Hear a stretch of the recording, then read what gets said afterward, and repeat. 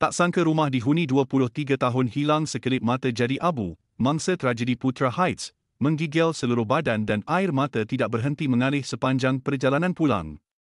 Luluh hati saya apabila melihat rumah yang saya diami sejak 23 tahun lalu hanya tinggal abu, demikian luahan salah seorang mangsa, Zurina Mohd ISA, 49, apabila rumahnya di Kampung Kuala Sungai baru musnah dalam letupan paip gas, seminggu yang lalu. Zurina berkata, ketika kejadian dia sekeluarga berada di kampung sempena cuti perayaan dan hanya dimaklumkan kejadian itu melalui panggilan telefon daripada jiran, ingin mengetahui keadaan rumah. Mangsa turut meminta adiknya menunjukkan gambar rumah terlebih dahulu supaya dia dapat bersedia secara mental.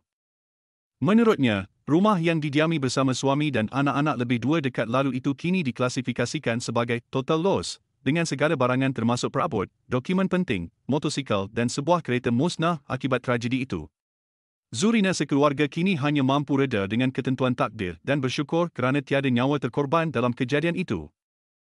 Rumahnya hanya kira-kira 50 meter dari tempat kejadian, namun kami sekeluarga terselamat kerana semua balik ke kampung untuk menyambut Aidilfitri. Harta yang ada hanyalah satu beg pakaian, itu pun disebabkan beg itu dibawa balik kampung. Semua kenangan dan hasil titik peluh selama ini hangus begitu saja, Zurina berkata. Mereka telah menerima bantuan awal daripada kerajaan termasuk sumbangan wang tunai serta barangan keperluan asas.